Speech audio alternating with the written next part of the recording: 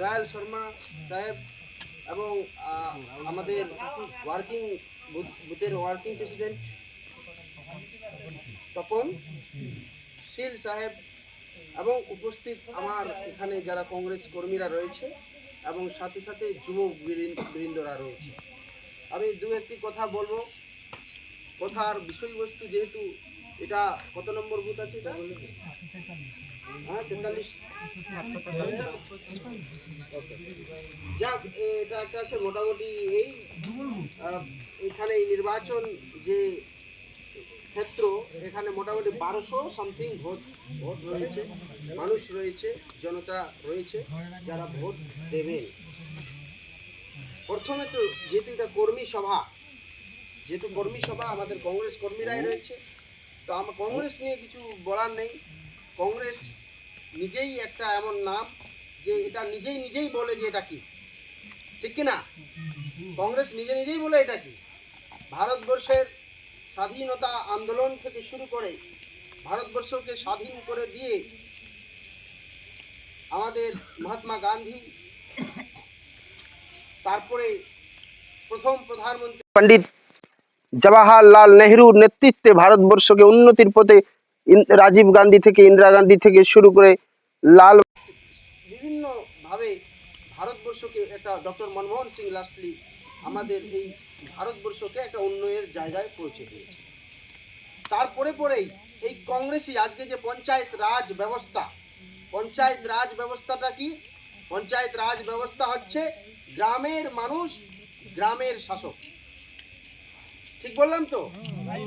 কিন্তু এখানে কোনো যারা টপ লেভেলের রাজনীতি করে বা যারা রাজ্য লেভেলের রাজনীতি করে অথবা জেলা লেভেলের রাজনীতি করে তাদের কিন্তু এই প্রশাসনে কোনো তাদের ইন্টারফারেন্স নেই। তারা কিন্তু এখানে কোনো তাদের করতে পারবে না। এখানে কারা সিদ্ধান্ত নেবে, কারা ডিসিশন নেবে, গ্রামের মানুষ নেবে, সেখানকার লোকাল নেবে। এবার যদি প্রশ্ন হচ্ছে লোকাল মানুষের মধ্যেই যদি রাজনীতির বীজ বপন করে দুর্নীতির একটি দুর্নীতিতে ভরিয়ে দেওয়া হয়, তাহলে গ্রাম আর গ্রাম থাকবে না, গ্রামের উন্নতিতে বাধা হবে। যদি আপনারা দেখেন যে পঞ্চায়েতি রাজের যে নিয়মাবলী রয়েছে, একটা প্রশাসনিক যে ব্যবস্থা রয়েছে যে কিভাবে পঞ্চায়েত রাজ চলবে, কি কাজ আছে, কিভাবে উন্নতি করা যাবে, গ্রামের কি কাজ করতে হবে, এই সবগুলো কিন্তু একটা নিয়মাবলী রয়েছে। 2004-এ এই নিয়মাবলী তৈরি হয়েছিল এবং 2006-এ এটা সংশোধন হয়েছিল। পশ্চিমবঙ্গের ক্ষেত্রে আমি বলছি, ওখানে সুস্পষ্ট একজন পঞ্চায়েতের মেম্বার থেকে শুরু করে পঞ্চায়েত সমিতির মেম্বার থেকে শুরু করে আপনার জেলা পরিষদ সমস্ত দায়িত্ব এবং তাদের কি কাজ এগুলো ভাগ করে দেওয়া হয়েছে। কিন্তু দুর্ভাগ্যের বিষয়, যদিও পঞ্চায়েত রাজ ব্যবস্থা আমরা পেয়েছি, কিন্তু পঞ্চায়েত রাজ ব্যবস্থাকে সঠিকভাবে কিভাবে কাজে লাগিয়ে গ্রাম এবং জেলার অর্থাৎ গ্রাম সভাগুলোর কি উন্নতি করা হবে তার কিন্তু আমরা সঠিক নির্দিষ্ট আমরা পাইনি। আমরা দেখেছি যাদেরকেই আমরা ভোটে দাঁড় করিয়ে জিতিয়েছি তারা স্বার্থে নিজের স্বার্থে কাজ করেছে, জনতার স্বার্থে মানুষের স্বার্থে কাজ করেনি। এই কারণে আমি এর আগের বার যখন হরিশ্চন্দ্রপুরের প্রোগ্রাম হয়েছিল কংগ্রেসের, যারা এখানে গিয়েছিলেন জানবেন, আমি একটা পয়েন্ট রেজ করেছিলাম।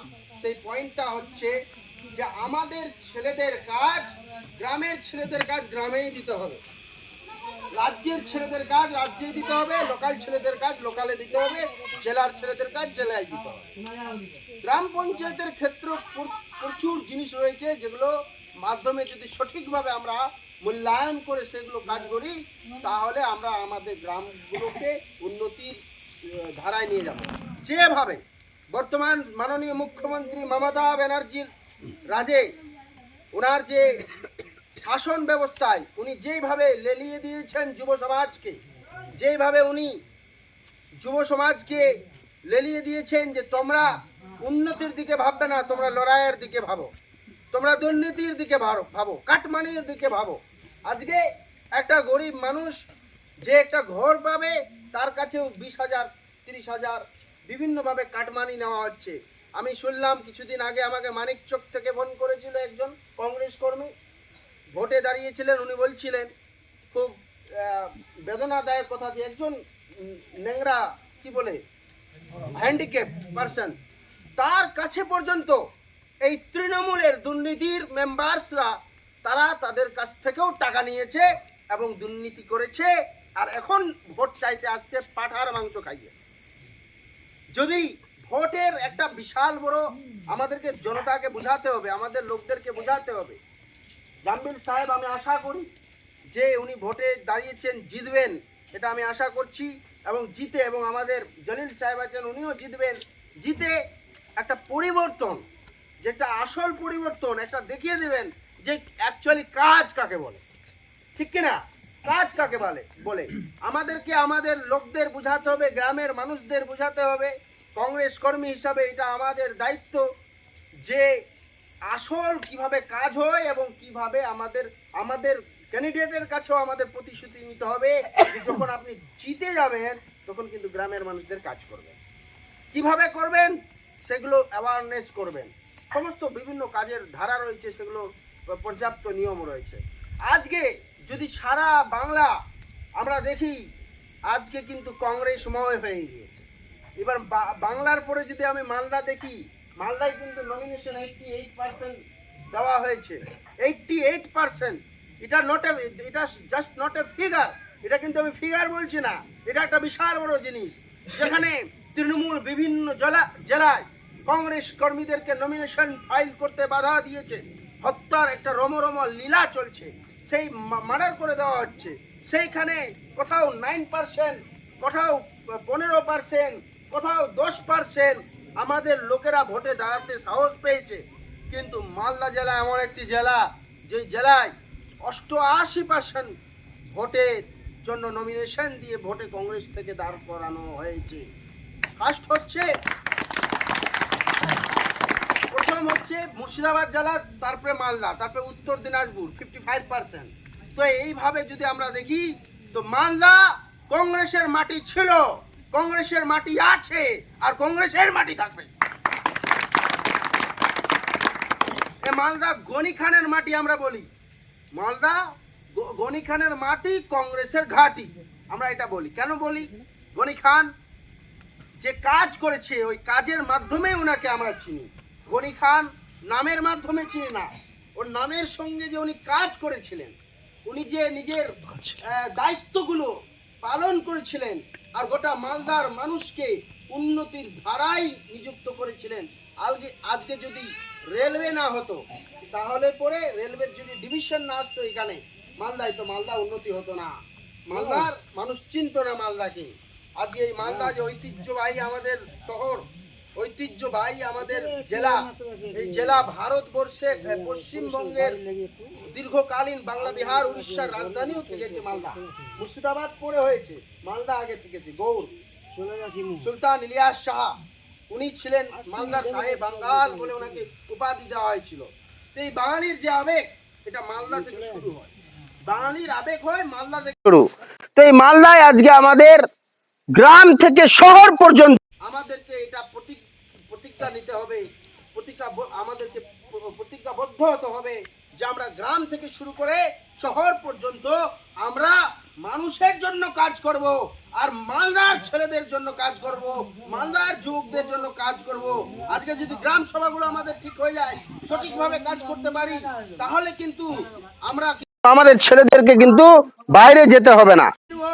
আমাদের বাংলা কৃষি যেটা কৃষকের যেটা সিস্টেম আছে, যেটাকে নর্মালাইজ করে দেওয়া হয়েছে, যেটাকে ডিগ্রি ওকে শেষ করে দেওয়ার একটা চক্রান্ত চলছে, সেটাকে যদি আমরা রিস্টোর করি, সেটাকে যদি আবার পুনরুদ্ধার করি, তাহলে ডেফিনেটলি এটা আমরা আশা, এটা আমাদের নিশ্চিত যে আমরা কিন্তু আবার সেই গ্রাম থেকেই আমরা রোজগার, অর্থাৎ একটা ছোট্ট উদাহরণ দিই। নরেন্দ্র মোদী একবার একটা মিডিয়া চ্যানেলে খবর মানে ইন্টারভিউ দিচ্ছিলেন, ওনাকে জিজ্ঞাসা করা হলো रोजगार कैसे जनरेट हुआ है, बुझते पाচ্ছেন तो भाई, रोजगार कैसे जनरेट हुआ है, क्या है आपके सरकार ने क्या काम किया। तो बोलते रोजगार तो हुआ है, ममता बेटा बोले रोजगार तो हुआ है। कैसे? देखिए जर्नलिस्ट के बोलছে, देखिए भाई सांबादिक बोलছে, देखिए आपके आपके जो स्टूडियो है इसके बाहर कोई पकौड़ा का ठेला लगा रहा है, कोई चाय बेच रहा है, कोई कुछ कर रहा है, ये भी तो रोजगार है ना। জার্নালিস্ট বলছে হ্যাঁ হ্যাঁ, মানে একটা ডেফিনেশন আছে। যদি ইকোনমিক্স অর্থনীতিতে দেখা যায়, আমাদের ডক্টর মনমোহন সিং অর্থনীতিবিদ ছিলেন, উনি রোজগারের একটা ডেফিনেশন আছে। রোজগার চায় বেচাকে বলে না, ওটাকে জীবিকা বলে, ওটাকে বলে জীবিকা, অর্থাৎ ওটা ধরে কোনো রকম সংসার চলে। রোজগার তাকে বলে সংসার চলবে আর গোটা মানুষ তার সিস্টেম স্মুথলি ভাবে চলবে, তার পরিবার চলবে, তার বাড়িঘর চলবে, তার পড়াশোনা ঠিকভাবে চালাতে পারবে, এটাকে রোজগার বলে। জীবিকা কি কোনো রকম চলছে, তো জীবিকা রোজগার নয়। জার্নালিস্ট কিন্তু সাংবাদিক মুখোমুখি বলতে পারলেন না। তাই মোদি এবং দিদি কিভাবে সেটিং দেখুন না, মমতা ব্যানার্জিও বলছে এই চপ ভাজো, এটাও শিল্প, চপ ভাজাও শিল্প। আজকে আমি কিছুদিন আগে গেছিলাম নারায়ণপুরে, নারায়ণপুর জানেন তো, Narayanpur industrial belt, Ambuja cement ফিমেন্ট সব ওখানে কোম্পানি আছে, কিন্তু ওখানকার লোকাল রাজবংশী, ওখানকার মাহাতো, তারপরে ওখানকার লোকাল মুসলিম ছেলেরা, বাঙালি মুসলিম ছেলেরা, কাউকে ওখানে কাজ দেওয়া হচ্ছে না, বিহার থেকে লোক নিয়ে এসে কাজ দেওয়া হচ্ছে।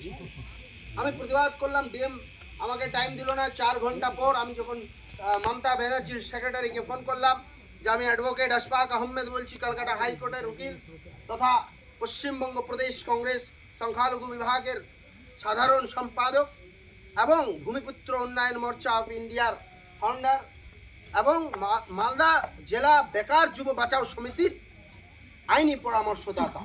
তখন উনি মমতা ব্যানার্জির যিনি অ্যাসিস্ট্যান্ট ছিলেন আইএস অফিসার, উনি ফোন করলেন ডিএমএ। তখন ডিএম অফিসে আরে বাপরে কী হলো কী হলো, একদম যাওয়া আসা দৌড়াদৌড়ি শুরু হয়ে গেল। তারপর ডিএম এসেই নিজে এসে আমাকে ফোন করে মিটিং করলো এবং 2 ঘন্টা মিটিং হলো। 2 ঘন্টা আমাকে, আমি বললাম যে মালদার জেলার ছেলেরা কোথায় যাবে, এরা কি মুম্বাই যাবে, মহারাষ্ট্র যাবে, কেরালা যাবে, এদেরকে কাজ তো এখানে দিতে হবে। আজকে দুর্ভাগ্য কি একজনের কাছে শুনতে পেলাম যে আমাদের যুবকদেরকে দিল্লি থেকে ফোন করে নিয়ে আসতে হচ্ছে। কেন? সব দিল্লি কাজ করছে, কেউ হাওড়া পিলখানাতে খুব শোচনীয়ভাবে কাজ করছে। আমাদের যুবকরা মালদায় কাজ নেই কেন? কাজ আছে, মালদার ছেলেদের কাজ নেই, এটা আমাদেরকে বুঝতে হবে। এই গ্রাম সভা থেকে এটা আমাদের প্রতিনিধিদেরকে তৈরি করে দিতে হবে, যেন আগামী দিনে আমরা আমাদের অধিকারটা বুঝে নেওয়ার জন্য কংগ্রেসের মাধ্যমে আমাদের গণতান্ত্রিক পদ্ধতিতে আমাদের আওয়াজ রেজ করি। আমি আগেও বলেছিলাম যে বলেছিল মমতা ব্যানার্জি কংগ্রেসকে শেষ করে দেবে, আমাদের নরেন্দ্র মোদী বলেছিল কংগ্রেস মুক্ত ভারত, কংগ্রেস মুক্ত ভারত। আরে কংগ্রেস ভারতবর্ষের আবেগ, কংগ্রেস ভারতবর্ষকে তৈরি করার একটা শক্তি, কংগ্রেস মানুষের কথা বলার শক্তি। আজকে রাইট ফুড সিকিউরিটি যেটা আছে, খাওয়ার যে সুরক্ষা, এটা কংগ্রেস করেছে। আজকে রাইট টু ইনফরমেশন অ্যাক্ট, সূচনার অধিকার, এই যে আজকে অধিকার আমরা জানতে পারছি। একটা চিঠি দিলাম, 2005 সালে আইনটা পাস হয়েছে, চিঠি দিলাম, বললাম ভাই প্রধান বলো কি হচ্ছে, ডিএমএ বলো, এই বলো, এই পাওয়ারটা কে দিয়েছে? এই জনতার হাতে পাওয়ার দিয়েছে কংগ্রেস। মোদি এটাকে শেষ করে দেওয়ার চক্রান্ত করেছিল। মোদি চায় না যে জনতার পাওয়ার হোক। আর মমতা ব্যানার্জি বলেছিল কংগ্রেস শেষ হয়ে যায়গা, বেঙ্গল মে কংগ্রেস থাকবে না। তাহলে মমতা ব্যানার্জি এখন বিহারের পাটনায় মিটিংয়ে রাহুল গান্ধীর পিছনে দাঁড়িয়ে আছে। রাহুল গান্ধী আপনি আমাকে হেল্প করুন, বুঝতে পারছেন তো? মমতা বলেছিল কংগ্রেস শেষ হয়ে যাবে, আরে এত সহজ না, কংগ্রেসকে এত সহজে শেষ করে যাওয়া না। কংগ্রেস মানুষের আবেগ, কংগ্রেস এখনো মানুষের মধ্যে বিরাজমান, কংগ্রেস শেষ হবে না। আর আশা করি আজকে আমাদের মালদা জেলায় কংগ্রেসের যে আবহাওয়া, আবার যে কংগ্রেস নিজের একটা মহিমায় রূপে তৈরি হয়েছে, আমরা আমাদের প্রার্থী জাম্বিল সাহেবের মাধ্যমে বিজয় করিয়ে দিয়ে এটা আমরা বার্তা দেব। এটা আমরা একটা জিনিস আমাদের মাথায় রাখতে হবে, আমরা যখন আমাদের প্রার্থী ভোট চাইতে আসবে, তখন এটা আমাদেরকে মানুষকে বোঝাতে হবে যে আপনাদের অধিকার আমরা কীভাবে সুনিশ্চিত করব। এবং বর্তমান সরকারের দুর্নীতি, পঞ্চায়েতে যেটা বিশাল দুর্নীতি, আজকে দুর্নীতির জন্য হাইকোর্টের জাস্টিস অমৃতা সিনহা বলছে এই এমন পঞ্চায়েত ইলেকশন দেখিনি, এই শেষ হয়ে যাওয়া উচিত, এই ইলেকশনটাই শেষ হয়ে যাওয়া উচিত। কেন এই রাগ, কেন এই নিরাশা, কেন এটা হাইকোর্টের অনারেবল বিচারককে এই কথা বলতে হচ্ছে কেন? কারণ তৃণমূলের ছেলেরা মনে করেছে খেলা হবে, খেলা হবে, কিন্তু কি খেলা হবে? মারার খেলা হবে, কাটার খেলা হবে, দুর্নীতির খেলা হবে, মানুষের উন্নতির খেলা হবে না। কিন্তু আমরা বলছি, আমরা কংগ্রেস কর্মীরা বলছি, আমরা কংগ্রেসীরা বলছি, খেলা হবে না, খেলা হবে না, জিতা হবে। খেলা হবে না, জিতা হবে, বিজয় হবে, এবং আমরা আমাদের স্বমহিমায় ফিরে আসব। আমরা আবার একটা কথা আছে না, মমতা ব্যানার্জি বলেছে, স্যার মমতা একদিন একটা শেয়ারই বলছে যে सरफरोशी की तमन्ना अब हमारे दिल में है, देखना है जोर कितना बाजुए कातिल में है। তা আমিও মুখ্যমন্ত্রীকে বলছি যে গ্রাম পঞ্চায়েত ইলেকশন আপনার লেজিসলেটিভ অর্থাৎ আপনার যে এমএলএ ইলেকশন হয় সেই ইলেকশনের মতো না। এই গ্রামের মানুষ গ্রামের আসল লোককে নির্বাচন করবে। আর আমরা আশা করি আমাদের যে প্রার্থী দাঁড়িয়েছে উনি অত্যন্ত ভালো, এবং ওনার মাধ্যমে আমরা বার্তা দিতে পারবো, এবং আগামী দিনে আমাদের গ্রাম, আমাদের এলাকার উন্নয়নে আমরা একটা ভূমিকা পালন করব। আমি এইখানেই আমার যদি প্রশ্ন কারো থাকে বলবেন, আমি আমার বক্তব্য শেষ করব। ওই